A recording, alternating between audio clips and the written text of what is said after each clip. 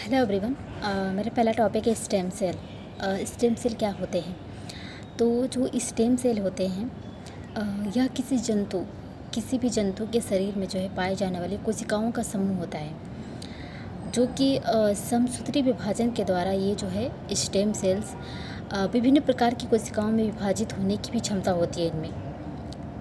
ये जो है कई अलग अलग प्रकार की कोशिकाओं में भी जो है अलग हो सकते हैं, विभाजित हो सकते हैं। तो स्टेम सेल्स के लक्षण क्या होते हैं? वैसे तो हमारे बॉडी में कई पूरा सेल भरे हैं, लेकिन जो स्टेम सेल होते हैं इनकी पहचान कैसे की जाती है हमारे बॉडी में? तो इनके कुछ लक्षण होते हैं जिनके आधार पर जिन लक्षणों के आधार पर इनको पहचाना जाता है। तो पहला लक्षण ये है कि ये जो है विभिन्न प्रकार के जो है विभाजन के कई चक्रों को पूरा करने में सक्षम होते हैं। किसी भी प्रकार का विभाजन हो ये उसको पूरा कर लेते हैं, और ये जो है स्वयं को नवीनीकृत कर लेते हैं। खुद को, अगर कोई स्टेम सेल खराब हो रहा है तो ये खुद को जो है नए स्टेम सेल में ढाल लेते हैं, खुद को पुनः नया बना लेते हैं। और इनका तीसरा लक्षण ये है कि ये जो है विभिन्न प्रकार की कोशिकाओं में विभाजित होने की भी क्षमता होती है इनमें। हमारे बॉडी के किसी भी कोशिका में ये जो है परिवर्तित हो सकते हैं, विभाजित हो सकते हैं। तो स्टेम सेल का जो है के कार्य क्या होते हैं? तो स्टेम सेल के कार्य ये होते हैं कि स्टेम सेल जो है कोई भी क्षतिग्रस्त कोशिका या फिर ऊतक हो उसको जो है उसका जो है पुनर्उद्भवन कर देता है, उसको पुनः जो है पुनः नवीनीकृत कर देता है। दूसरा ये है कि किसी भी हमारे बॉडी में नष्ट हो रही कोशिका की जो है क्षतिपूर्ति कर सकता है।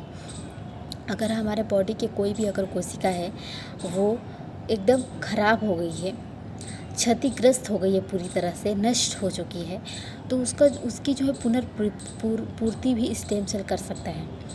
और ये जो भ्रूण के विकास और समान वृद्धि विकास में भी जो है कोशिकाओं की आपूर्ति करने का कार्य करता है। तो स्टेम सेल के जो कुछ महत्वपूर्ण कार्य हमें देखने को मिलते हैं। स्टेम सेल के प्रकार क्या होते हैं? स्टेम सेल जो है 5 प्रकार के होते हैं। पहला होता है टोटिपोटेंट स्टेम सेल, दूसरा प्लूरिपोटेंट स्टेम सेल, तीसरा मल्टीपोटेंट स्टेम सेल, एंड चौथा जो है ओलिगोपोटेंट स्टेम सेल, एंड पाँचवा जो है यूनिपोटेंट स्टेम सेल। तो ये जो है 5 प्रकार होते हैं स्टेम सेल्स के। स्टार्टिंग के जो 2 प्रकार हैं, pluripotent stem cell and totipotent stem cell, हम इनको जो एम्ब्रायोनिक स्टेम सेल भी कहते हैं, भ्रूणीय स्तंभ कोशिका के नाम से जानते हैं। और ये जो 3 स्टेम सेल्स होते हैं इनको हम एडल्ट स्टेम सेल कहते हैं। तो जो भ्रूणीय स्तंभ कोशिका है ये हमारे बॉडी में इन दोनों की जो है महत्वपूर्ण भूमिका होती है। तो हम इन दोनों के बारे में ही पढ़ेंगे। पहला जो टोटिपोटेंट स्टेम सेल है, टोटिपोटेंट स्टेम सेल की जो प्राप्ति है ये जो है टोटिपोटेंट स्टेम सेल, तो टोटिपोटेंट स्टेम सेल जो हमारे बॉडी की किसी भी कोशिका में जो है परिवर्तित हो सकता है, किसी भी कोशिका में ढल सकता है। और इसकी जो प्राप्ति है टोटिपोटेंट स्टेम सेल की एक निश्चित अवधि में की जाती है। जिससे इसकी जो प्राप्ति है 5 से 7 दिन की एक अवधि होती है जिसमें जो है इसकी प्राप्ति की जाती है। तो जो टोटिपोटेंट स्टेम सेल है इसकी जो प्राप्ति है एक प्रारंभिक भ्रूणीय अवस्था में ही की जाती है। प्रारंभिक भ्रूणीय अवस्था के माध्यम से 5 से 7 दिनों की अवधि में की जाती है। लेकिन जब इसको जो प्राप्त किया जाता है, प्राप्त करने के क्रम में इसकी मृत्यु हो जाती है, भ्रूण की मृत्यु हो जाती है। तो इसीलिए जो है टोटिपोटेंट स्टेम सेल की प्राप्ति प्रारंभिक भ्रूणीय अवस्था से करना पूरे विश्व में प्रतिबंधित है। लेकिन इसकी जो प्राप्ति है टोटिपोटेंट स्टेम सेल की प्राप्ति चिकित्सीय अनुसंधान के द्वारा इसको IVF इन विट्रो फर्टिलाइजेशन प्रयोगशाला में जो है प्रारंभिक निषेचन कराकर, प्रयोगशाला में जो है निषेचन कराकर इसकी जो प्राप्ति है भ्रूण से की जा सकती है।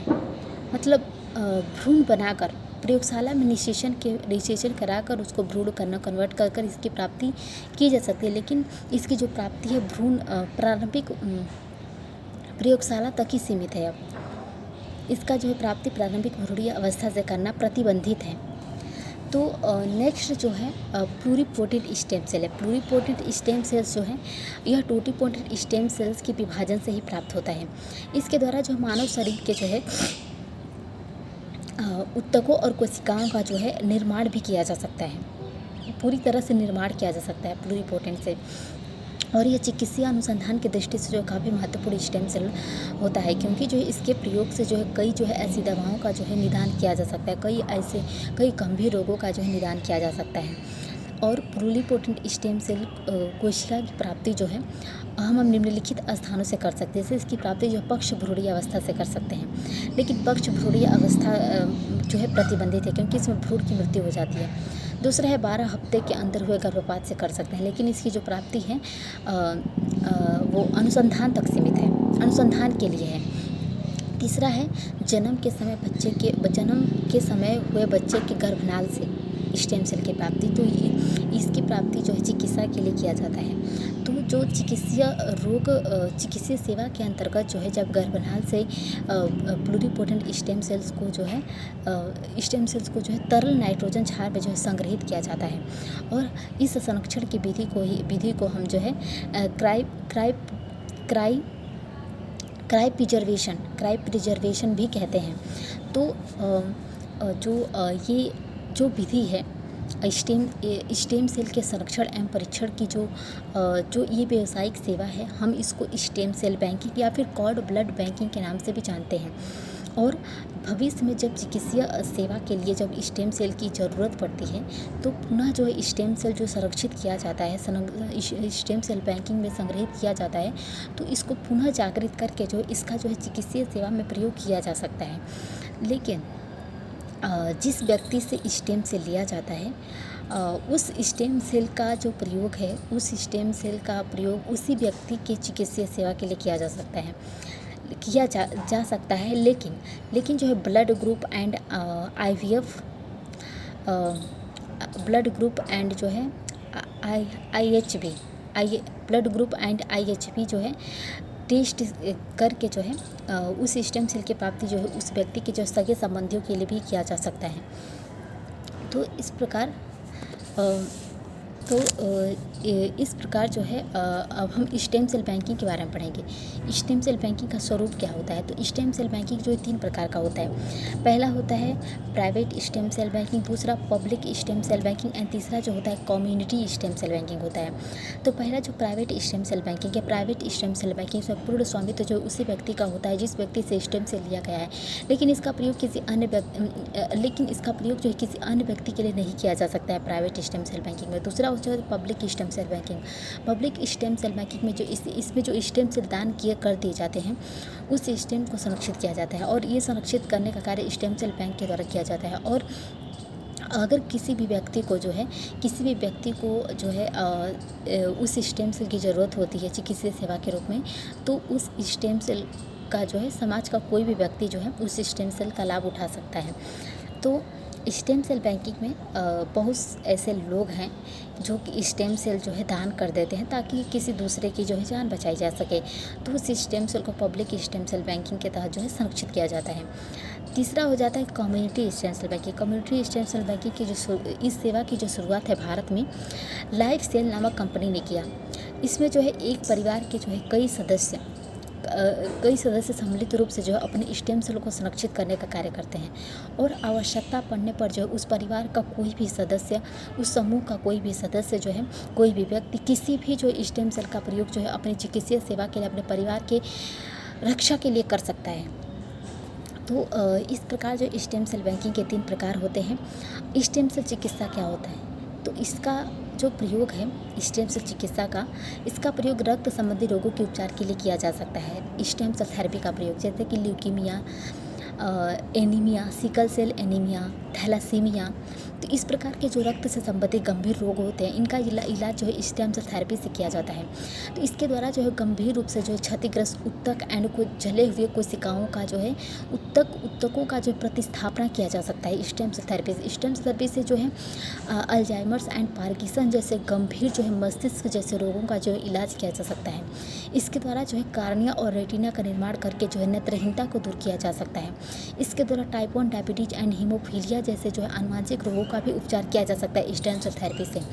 स्टेम सेल थेरेपी से मेरुरज्जु, मांसपेशी, हृदय, लीवर, पेनक्रियाज, अस्थि, उपस्थि जैसे इस टाइप के अंगों से रिलेटेड जो रोग होते हैं उनका जो इलाज है स्टेम सेल थेरेपी से किया जा सकता है। और स्टेम थेरेपी से जो इसका प्रयोग जो है ऊतक और अंगों के प्रत्यारोपण में भी किया जाता है। स्टेम सेल थेरेपी का उपयोग जो गंजेपन के इलाज में भी किया जाता है, गंजेपन को ठीक करने में, और इसका उपयोग दांतों के निर्माण में भी किया जाता है।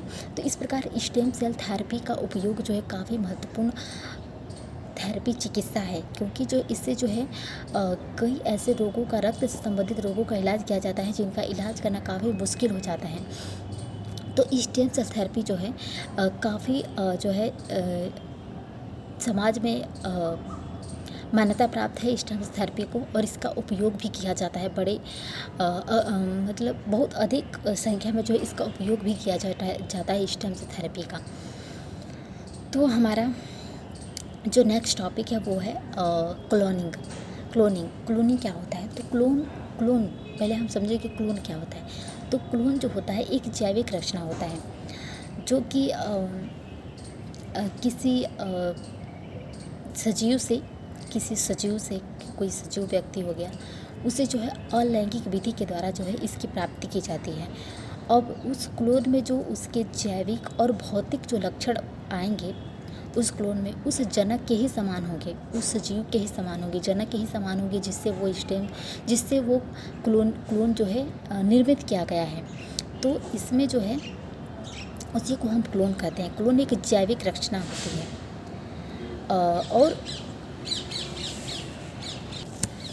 और जो क्लोनिंग की प्रक्रिया होती है, क्लोनिंग प्रक्रिया में जो है इसमें जो किसी ऊतक, कोशिका, अंग या फिर संपूर्ण रूप से जो है किसी जीव की जो है आनुवंशिक प्रतिलिपि प्राप्त की जाती है अलैंगिक विधि के द्वारा। तो क्लोनिंग की प्रक्रिया में एक अलैंगिक विधि होती है। अलैंगिक विधि के द्वारा जो है अप्रत्यक्ष रूप से जो है किसी अंग, कोशिका, ऊतक या फिर संपूर्ण रूप से एक जीव का जो है आनुवंशिक प्रतिलिपि प्राप्त किया जा सकता है। वो यही क्लोनिंग की प्रक्रिया होती है। क्लोनिंग की जो प्रक्रिया होती है दो प्रकार की होती है। एक तो थैलाप्यूटिक प्रकार का क्लोनिंग होता है, दूसरा जो है रिप्रोडक्टिव क्लोनिंग होता है। थैलाप्यूटिक क्लोनिंग में आ जाता है जीन क्लोनिंग। तो जीन क्लोनिंग में मैंने बताया था जेनेटिक इंजीनियरिंग के द्वारा जो है इंसुलिन का निर्माण हो गया। तो जीआई तकनीक के द्वारा जो भी निर्माण होता है हम उसको जीन क्लोनिंग कहते हैं। दूसरा जो हो गया सेल, ऑर्गन या फिर टिश्यू क्लोनिंग। तो इसमें मैंने स्टेम सेल थेरेपी के बारे में बताया था।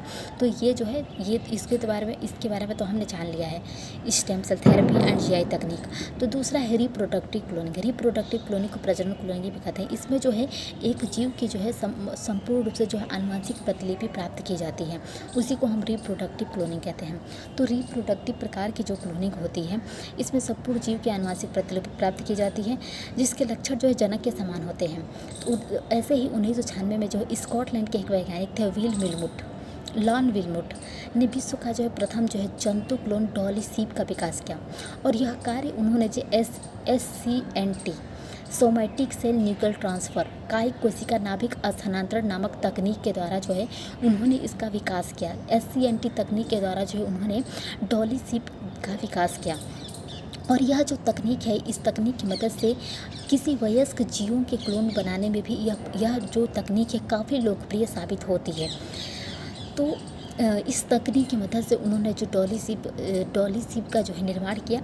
इसमें उन्होंने एक मदर सीप को लिया, फिर एक इसमें डोनर सीप को लिया, फिर इससे एक क्लोनिंग प्रक्रिया के माध्यम से एक उन्होंने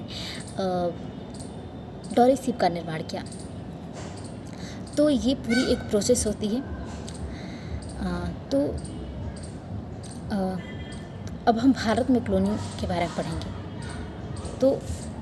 अब हम भारत में क्लोनिंग के बारे में पढ़ेंगे। भारत में क्लोनिंग की क्या स्थिति है। तो भारत में क्लोनिंग की जो शुरुआत है 2007 में हुई, जो कि NDRI ने किया, नेशनल डेयरी रिसर्च इंस्टीट्यूट, जो कि करनाल में है।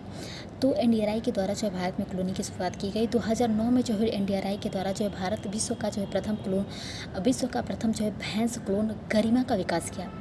उस भैंस क्लोन का गरिमा रखा गया नाम। इसी प्रकार 2012 में NDRI और सर ए कश्मीर विश्वविद्यालय ने मिलकर संयुक्त रूप से जो है विश्व का जो प्रथम पश्मीना बकरी क्लोन का पश्मीना बकरी क्लोन का विकास किया, जिसका नाम नूरी रखा गया। तो ये पश्मीना किस्म की जो बकरी होती है ये जम्मू और कश्मीर में ही पाई जाती है। इसके जो ऊन होते हैं, इसके जो बाल होते हैं, वो व्यावसायिक उपयोग के लिए काफ़ी महत्वपूर्ण होते हैं, जिससे जो है हमें उपयोग करने हमें सर्दियों में उपयोग के लिए जो है उसे कंबल या फिर वस्तुएं बनाई जा सकती हैं। तो इसलिए जो है इसलिए जो पश्मीना बकरी के जो है क्लोन का विकास किया ताकि उनकी संख्या में वृद्धि करके उससे और व्यावसायिक प्रकार का जो है लाभ प्राप्त किया जा सके। इसी प्रकार 2014 में छत्तीसगढ़ के जंगल में जो है एक संकटग्रस्त जंगली भैंसे के जो है मादा क्लोन का विकास किया गया, जिसका नाम जो है तिपास रखा गया। इसका उद्देश्य यही था कि उस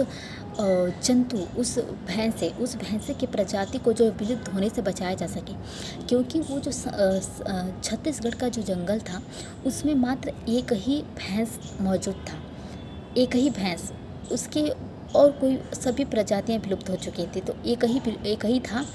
तो ये पूरी चांस थी कि वो उस भैंसे की प्रजाति विलुप्त हो जाएगी अगर वो भी नष्ट हो गया तो इसलिए जो है वो तो भैंस था, तो इसीलिए मादा क्लोन का विकास किया ताकि वो दोनों जो है प्रजनन की क्रिया करें और उससे बच्चे को जन्म दे, ताकि उनकी जो है उनकी प्रजाति को बचाया जा सके, ताकि उनकी आनुवंशिकता में वृद्धि हो सके और जो है उस जंगल में जो है उनकी प्रजाति को संरक्षित किया जा सके, विलुप्त होने से बचाया जा सके। इसलिए जो है मादा क्लोन का विकास करके जो है एक अंतिम प्रयास किया गया उस जंतु को बचाने के लिए।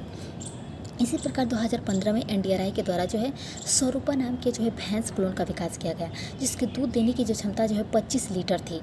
25 लीटर है। NDRI के द्वारा जो है नर पशुओं की क्लोन भी तैयार करने की कोशिश की गई और इसका उद्देश्य जो उच्च आनुवंशिकता वाले शुक्राणुओं को प्राप्त करना था, जिसमें जो उनमें उच्च आनुवंशिक गुण हो उन शुक्राणुओं में, और इसका प्रयोग जो है कृत्रिम गर्भाधान कार्यक्रम में जो है उसका उपयोग किया जा सकेगा, जिससे जो है दूध उत्पादकता बढ़ेगी। अगर उच्च आनुवंशिकता से युक्त जो है अगर शुक्राणु मौजूद होगा तो उसका प्रयोग जो है कृत्रिम गर्भाधान कार्यक्रम में किया जा सकता है। मतलब उसको जो है किसी मादा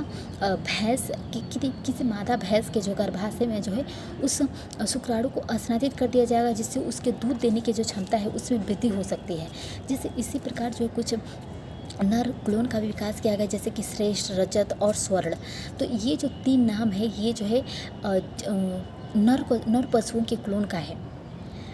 तो आगे भी इसकी जो है इसी प्रकार NDRI ने जो है अभी हाल ही में 2015 में उसने जो है मुर्रा नस्ल के जो है नर क्लोन तेजस का विकास किया। इसके अतिरिक्त फिर मार्च 2023 में NDRI के द्वारा जो है गंगा का विकास किया गया। गिर काऊ क्लोन का विकास किया गया, जिसका नाम गंगा रखा गया। तो इस प्रकार जो क्लोनिंग की जो प्रक्रिया से जो है जंतुओं का जो निर्माण है वो अभी जारी है। तो भारत में क्लोनिंग कार्यक्रम के लक्ष्य क्या हैं? तो भारत में मतलब क्लोनिंग कार्यक्रम शुरू करने का लक्ष्य क्या रखा गया था? तो इसका पहला ये था पशुधन की गुणवत्ता में सुधार किया जा सके और दूध की उत्पादकता को बढ़ाया जा सके। तो भारत वैसे तो विश्व का प्रथम दूध उत्पादक देश है, लेकिन और यहाँ पर पशुधन की गुणवत्ता के मामले में पशुधन की संख्या के मामले में भारत जो है विश्व में सर्वाधिक है। भारत प्रथम स्थान पर आता है, लेकिन जो 10% पशुधन ही उच्च गुणवत्ता युक्त हैं। भारत में पशुधन की संख्या तो अधिक है, लेकिन जो है मात्र 10% पशु ऐसे हैं जिसमें उच्च गुणवत्ता युक्त हैं, स्वस्थ हैं और अधिक उच्च पैदावार पैदा करने वाले हैं। तो इसीलिए नेशनल डेयरी जो है रिसर्च बोर्ड के अनुसार जो है भारत में जो दूध की उत्पादकता बढ़ाने के लिए जो है दूध की उत्पादकता की जो है दूध की बढ़ती मांग को पूरा करने के लिए उसने प्रतिवर्ष लगभग 1 करोड़ टन दूध उत्पादन बढ़ाने की आवश्यकता को जो है बताया कि भारत को प्रतिवर्ष जो 1 करोड़ टन दूध उत्पादन बढ़ाने की आवश्यकता है, जिसमें जो क्लोनिंग की तकनीक महत्वपूर्ण साबित हो सकती है और इस पर आधारित कार्यक्रम चलाए जा सकते हैं। तो इसका दूसरा लक्ष्य ये था भारत में क्लोनिंग प्रक्रिया शुरू करने का इसका जो व्यावसायिक महत्व की वस्तुओं का उत्पादन किया, उत्पादकता को बढ़ाया जा सके, जैसे कि पश्मीना बकरी क्लोन का विकास किया गया। उसके ऊन का जो पश्मीना ऊन जो होता है उसका उपयोग व्यावसायिक वस्तुओं के उत्पादन के लिए किया जाता है, इसीलिए जो पश्मीना बकरी के क्लोन का विकास किया गया। तो दूसरा उद्देश्य ये था। तीसरा उद्देश्य ये था कि विलुप्त हो रही जो प्रजातियों को बचाने के लिए एक अंतिम प्रयास किया जा सके, जैसे कि छत्तीसगढ़ के जंगलों में जो संकटग्रस्त भैंसे की जो प्रजाति को बचाने की जो अंतिम प्रयास किया गया। तो भारत में एनडीआरआई के द्वारा जो है क्लोनिंग के लिए जो तकनीक है SCNT का संशोधित रूप हैंड गाइडेड क्लोनिंग टेक्नोलॉजी का प्रयोग किया जाता है, जिसकी सफलता दर काफ़ी अधिक है। तो इस प्रकार जो है क्लोनिंग से संबंधित कुछ मुद्दे भी सामने आते रहते हैं, जैसे कि इसकी सफलता दर मात्र लगभग 10% ही इसकी सफलता दर है। क्लोन की जो है जैविक उम्र और आनुवंशिक रोग को लेकर जो है वैज्ञानिकों में मतभेद उत्पन्न हो जाता है। कुछ वैज्ञानिकों का मानना है कि क्लोन का आनुवंशिक रोग जो है जनक के साथ ही जो है जनक की उम्र के बराबर होता है, और जो है फलस्वरूप क्लोन कम उम्र में ही जो है ऐसे रोगों से ग्रस्त हो जाता है जो कि उसके उम्र के लिए नहीं बनी है, जो कि समानतः अधिक उम्र के जंतु में देखने को मिलती है। तो इस प्रकार जो क्लोन बनाए जाते हैं उनमें जो ऐसे रोगों से ग्रस्त हो जाते हैं, जो बच्चे क्लोन होते हैं ऐसे रोगों से ग्रस्त जो कि बड़े उम्र के जंतुओं में देखने को मिलता है। तो इस प्रकार की समस्याएं सामने आने लगी। तीसरा मुद्दा ये सामने आया कि अगर अधिक मात्रा में जो जंतुओं क्लोन का निर्माण किया गया तो जो जंतुओं की आनुवंशिक विविधता होती है वो समाप्त हो जाएगी, आनुवंशिक विविधता एकदम समाप्त हो जाएगी, और जो देसी नस्ल के जो देसी जंतु होते हैं उनकी जो है संख्या में कमी आ सकती है। जाहिर सी बात है, अगर अधिक मात्रा में क्लोन जंतुओं का निर्माण किया गया तो जो प्राकृतिक रूप से हमारे धरती पर मौजूद हैं जंतु और जो कि अधिक सशक्त हैं, अधिक उत्पादन देने वाले हैं, उनकी संख्या में कमी आ सकती है और आनुवंशिक विविधता में भी वृद्धि हो सकती है। तो ये जो है मुद्दा सामने आया। तो इस प्रकार की समस्याएं जो है क्लोनिंग को लेकर जो है सामने आती रहती हैं, और कुछ समस्याएं मानव क्लोन बनाने को भी लेकर है। वैसे तो मानव क्लोन का निर्माण करना जो है पूरे विश्व में प्रतिबंधित है, लेकिन जो है मानव क्लोन अगर मानव क्लोन का निर्माण किया गया तो इससे जो है जो मनुष्य हैं उसके जो संबंध हैं वो बिखर सकते हैं, और परिवार और समाज जो है इससे प्रभावित होगा तथा एकल जनक की अवधारणा जो है उसको बल मिलेगा। तो मानव क्लोन के जो है पारिवारिक, सामाजिक और नागरिक अधिकारों का समझ जो है विकसित नहीं हुई है, इसीलिए जो है यह अत्यंत विवादित मुद्दा होता है, क्योंकि जो है बहुत समाज के ऐसे लोग हैं जो कि क्लोनिंग की प्रक्रिया के बारे में नहीं जानते हैं, क्लोनिंग प्रक्रिया से परिचित नहीं हैं। तो मानव क्लोन का दुरुपयोग जो चिकित्सीय वस्तु के रूप में जो है किया जाने लगा है, जो कि सही नहीं है। तो इसीलिए मानव क्लोन का निर्माण करना जो है पूरे विश्व में प्रतिबंधित किया गया है। नेक्स्ट है टॉपिक, वो है असिस्टेड रिप्रोडक्टिव टेक्नोलॉजी, सहायक प्रजनन तकनीक। तो जो सहायक प्रजनन तकनीक है इसमें पहला जो है IVF है, टेस्ट ट्यूब बेबी क्या होता है? तो इस प्रक्रिया में जो है माता पिता और एक डोनर होता है। माता पिता और डोनर से जो प्राप्त होता है शुक्राणु अंडाणु को, उसका प्रयोग जो प्रयोगशाला के नियंत्रित दशा में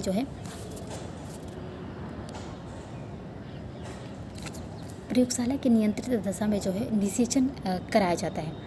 निषेचन के लिए किया जाता है अंडाणु शुक्राणु का प्रयोग, तथा उससे जो जाइगोट प्राप्त होता है उसको प्रारंभिक भ्रूणीय अवस्था में बदलकर गर्भाशय में स्थापित कर दिया जाता है, जहां सामान्यतः भ्रूण के विकास के बाद जो है बच्चे का जन्म होता है। तो ये जो पूरी प्रक्रिया होती है एक जो है सुरक्षित होता है। दुनिया का प्रथम टेस्ट ट्यूब बेबी जो है ल्यूइस ब्राउन, जो कि ब्रिटेन के एक वैज्ञानिक थे, उन्होंने 1978 में किया था। ठीक इनके विकास के बाद ही 70 दिन बाद ही भारत में भी जो प्रथम टेस्ट ट्यूब बेबी का विकास किया गया, जिसका नाम कनुप्रिया रखा गया। कनुप्रिया का जन्म जो है कोलकाता में कराया गया, कोलकाता में हुआ, जिसका श्रेय जो है डॉक्टर सुभाष मुखोपाध्याय को दिया जाता है। तो इस जो कनुप्रिया है इसका नाम दुर्गा रखा गया। तो इस प्रकार जो है कनुप्रिया का विकास किया गया और इनका नाम जो है गंगा रखा गया। तो ये आज भी कनुप्रिया यानी गंगा जो है आज भी जो है ये इनकी शादी वादी हो गई है पूरी, लेकिन ये इनको गुप्त रखा गया है कि मतलब समाज में लोगों को इसीलिए इनका नाम दुर्गा रखा गया था कि इनकी वास्तविकता को छुपाया जा सके, ताकि समाज जो है इनको दूसरे नज़र से ना देखे। तो नेक्स्ट जो है GIFT है, गैमेट इंट्राफैलोपियन ट्रांसफ़र। तो ये जो GIFT है, इस प्रक्रिया में से जो है प्राप्त किए गए अंडाणु और शुक्राणु को एक ही साथ फैलोपियन ट्यूब में ट्रांसफ़र कर दिया जाता है, फैलोपियन ट्यूब में पहुंचा दिया जाता है, जिसके बाद जो निषेचन की क्रिया होती है और उसके बाद जो है जो निषेचन की क्रिया जो होती है वो फैलोपियन ट्यूब में ही होती है, जिसके बाद जो है फैलोपियन ट्यूब में ही भ्रूण का विकास होता है। तो ये जो GIFT तकनीक है इस प्रकार का जो है। नेक्स्ट है ZIFT जो है इस जाइगोट इंट्राफैलोपियन जो है ट्रांसफ़र, इस विधि से जो है प्राप्त अंडाणु और शुक्राणु का निषेचन जो प्रयोगशाला में जो है किया जाता है, प्रयोगशाला की नियंत्रित दशाओं में किया जाता है। जाइगोट को जो है फैलोपियन ट्यूब में स्थानांतरित किया जाता है। तो जो जाइगोट को बनाकर जो है इसको फैलोपियन ट्यूब में डाला जाता है। तो ये जो पूरी प्रक्रिया होती है ये काफ़ी असुरक्षित तकनीक होती है। तो इसके जो है ये कम लोकप्रिय है ZIFT एंड GIFT। तो नेक्स्ट जो है आर्टिफिशियल एसिमिनेशन जो है, इस विधि का जो प्रयोग है उस स्थिति में किया जाता है जब पुरुष में शुक्राणु और अंडाणु उत्पन्न करने की जो क्षमता होती है वो खत्म हो जाती है। तो किसी डोनर से जो है प्राप्त शुक्राणु को जो है चिकित्सीय यंत्र की सहायता से जो है माता के जो है गर्भ में जो गर्भाशय पे जो है पहुंचा दिया जाता है उस शुक्राणु को, जो कि किसी डोनर से प्राप्त किया हुआ होता है, जिसके बाद जो है प्राकृतिक निषेचन होता है और उसके गर्भाधान की जो प्रक्रिया होती है वो संपन्न होती है। तो इस विधि का प्रयोग जो पशुधन की गुणवत्ता सुधार में भी किया जाता है। तो इस प्रकार जो है आर्टिफिशियल इंसेमिनेशन में इस शुक्राणु को जो है महिला के गर्भाशय में हस्तांतरित किया जाता है, जिससे बच्चे का जन्म होता है। तो इसको भी गुप्त रखा जाता है, क्योंकि अगर जो बच्चा जन्म होता है उसमें जो है कुछ गुण जो आनुवंशिक लक्षण होते हैं उस पुरुष के आ जाते हैं जिसका वो शुक्राणु था। तो इसलिए भी इसको गुप्त रखा जाता है, इस सेवा को भी। नेक्स्ट जो है टॉपिक है वो है सैरोगेसी क्या होता है? यह एक चिकित्सीय सेवा होती है जिसमें कोई महिला जो होती है IVF, अभी मैंने बताया टेस्ट ट्यूब बेबी, तो IVF से प्राप्त दंपति को जो है भ्रूण में जो है महिला जो होती है, जो सेवा देने वाली महिला होती है, IVF के माध्यम से जो है उसको भ्रूण में ही जो है उस भ्रूण में वृद्धि विकास कराती है तथा जन्म के बाद जो है उस शिशु को जो पुनः उस दंपति को सौंप देती है जिसका IVF था। तो जिसे हम जो है गेस्टेशनल सैरोगेसी भी कहते हैं। तो सैरोगेसी की जो प्रक्रिया होती है 2 प्रकार की होती है। पहला जो होता है वह कमर्शियल सैरोगेसी होता है, दूसरा जो होता है अल्ट्रिस्टिक सैरोगेसी। तो कमर्शियल प्रकार का जो सैरोगेसी होता है इसमें सैरोगेट माँ को जो है सेवा के बदले जो उचित शुल्क प्रदान किया जाता है। कमर्शियल सैरोगेसी में भारत में जो है इसकी जो शुरुआत है 2002 में हुई, जो कि ICMR के निर्देशन में किया गया। फिर 2012 तक जो भारत सैरोगेसी का विश्व प्रसिद्ध बाजार के रूप में जो उभर कर सामने आया, जिसका मूल्य लगभग प्रति वर्ष जो है $5 बिलियन का प्रति वर्ष का था। लेकिन भारत में जो है इस व्यावसायिक सैरोगेसी यानी कमर्शियल सैरोगेसी के कारण जो है कई प्रकार के विवाद सामने आने लगे, जो कि चिंता जताने युक्त थे। तो पहला ये था सैरोगेट महिलाओं को, जो सैरोगेसी की सेवा देने वाली जो महिलाएं थी उनका शोषण, उनकी गरिमा का नष्ट, निजता का हनन किया जाने लगा। दूसरा है सैरोगेसी से प्राप्त शिशु को जो है शिशु की नागरिकता को लेकर जो है विवाद होने लगा कि जो सैरोगेसी से जो शिशु उत्पन्न हुआ है उसको कहाँ की नागरिकता मिलेगी। मतलब कि कोई विदेश की महिला है, अगर वो सैरोगेसी की सेवा देती है तो उससे जो बच्चा जन्म लेगा अब वो उस देश का होगा या फिर भारत का होगा। तो इस प्रकार के जो विवाद थे वो सामने आने लगे थे और सैरोगेट जो महिला थी उसके अधिकारों के रक्षा का जो उचित मतलब उसकी रक्षा का जो है रक्षा पर अधिक ध्यान न देने का, यानी कानून के अभाव का जो भी मुद्दा सामने आने लगा। नेक्स्ट जो है जो सैरोगेसी की जो सेवा थी, चिकित्सीय सेवा थी, इसका जो आधार को बदल कर जो चिकित्सीय सुविधा में बदल दिया गया। ये तो एक सेवा के रूप में विकसित हुआ था, जिससे किसी महिला को जो है बच्चे इसकी सेवा प्राप्त हो सके जिसको ज़रूरत है। लेकिन इसको लोग सुविधा के अपनी सुविधा के लिए भी इसका उपयोग किया करने लगे। तो इसीलिए जो है जिसका दुरुपयोग जो है स्वस्थ दंपति जो कि बच्चे को जन्म दे सकती थी, लेकिन उसने अपने कोख में बच्चे को जन्म ना देकर जो है किसी सरोगेसी के माध्यम से बच्चे का जन्म कराया। तो इस प्रकार स्वस्थ दंपति के द्वारा कुंवारे व्यक्तियों के द्वारा भी इसका उपयोग किया जाने लगा, विदेशी दंपतियों के द्वारा इसका दुरुपयोग किया जाने लगा। तो इस प्रकार जो है ये सरोगेसी की जो सेवा थी, इसको सरोगेसी की सुविधा में कन्वर्ट कर दिया गया। तो इन सभी मुद्दों को देखते हुए सुप्रीम कोर्ट की सलाह पर जो है व्यावसायिक सरोगेसी को 2015 में जो प्रतिबंधित कर दिया गया तथा और इस पर कानून बनाने की जो प्रक्रिया है वह शुरू हुई। कानून बनाने की प्रक्रिया शुरू हुई।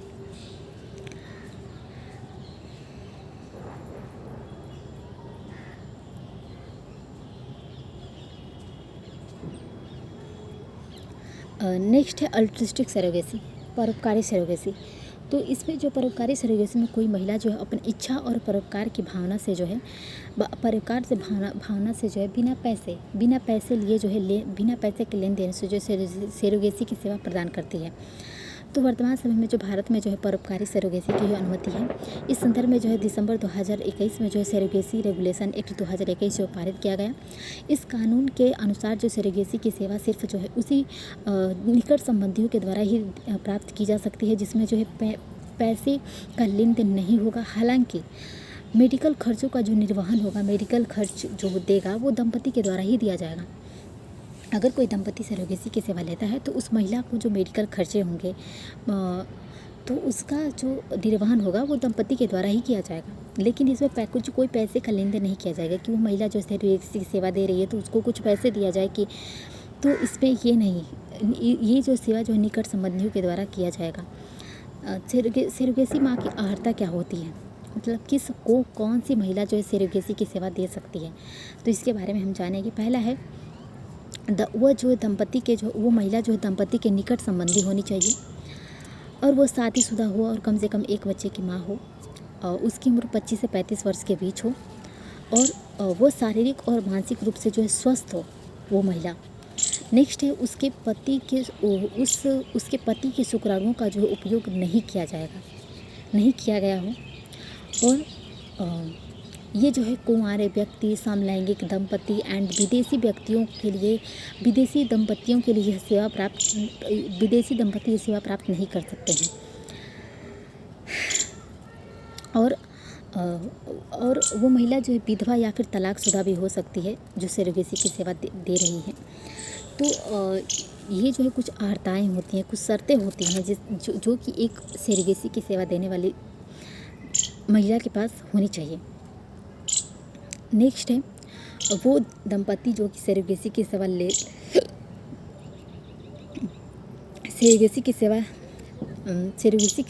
रही है किसी महिला से, तो उसके पास क्या होने चाहिए, क्या आधार होने चाहिए। तो पहला है दंपति जो है भारतीय शादीशुदा दंपति हो जिनके शादी के जो 5 वर्ष हो गए हों और उनके पास कोई बच्चा नहीं हो तो सरोगेसी की सेवा ले सकती हैं। नेक्स्ट है डॉक्टरी जांच में ये कंफर्म हो गया हो, बांझपन की पुष्टि हो गई हो और दंपति का पहले कोई संतान नहीं हो। तो अगर इन आधारों को अगर वो महिला गुजर रही है, उसके पास ये शर्तें हैं, तो वो किसी दूसरी महिला से मतलब सरोगेसी की सेवा के माध्यम से बच्चे को जन्म दे सकती है।